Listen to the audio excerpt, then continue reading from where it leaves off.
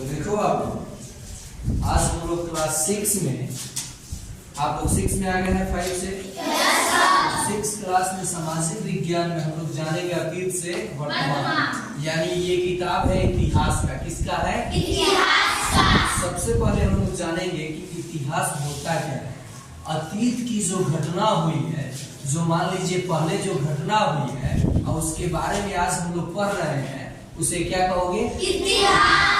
यानी अतीत की घटनाओं के अध्ययन को क्या कहोगे? इतिहास। जैसे साल भर पहले, 5 साल पहले, 500 साल पहले कौन कौन सी घटना हुई, क्या हुई थी, उसके बारे में हमें किसी न किसी स्रोतों से जो जानकारियां इकट्ठा करेंगे उसे किसके श्रेणी में रखेंगे?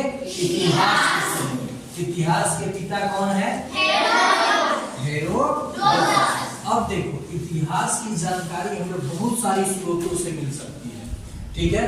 तो वो स्रोत कौन कौन से हैं? तो स्मारक, वेद, पुराण, छंद, किताबें और वो भी धार्मिक ग्रंथ समझते हो? ग्रंथ भी अलग अलग धर्म के अलग अलग ग्रंथ हैं। तो उन सब चीजों से भी हमें किसकी जानकारी मिलती है? इतिहास। सिक्के, पहले राजा महाराजा हुआ करते थे तो अपने नाम से सिक्के जारी करते थे, तो सिक्कों के बदौलत भी हम लोग उस समय के घटनाओं के बारे में जान जाते हैं। तो जब जानकारी मिल गई किससे? सिक्का से, कॉइन से।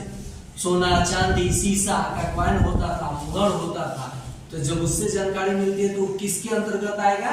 इतिहास के बारे में।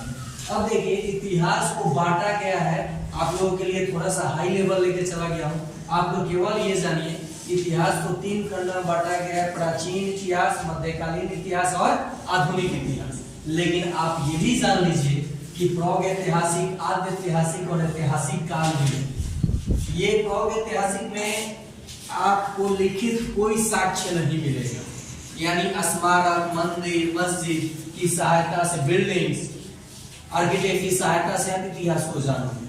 इसमें लिखा हुआ चीज तो है लेकिन पढ़ा नहीं गया, और ऐतिहासिक काल में लिखा भी गया है और पढ़ा भी जाता है। और फिर ऐतिहासिक काल को कितने खंड में बांट दिया गया? 3 खंड: प्राचीन काल, मध्यकालीन और आधुनिक। समझ में आया आप लोगों को? इसको लिख लोगे? अभी से लिखो।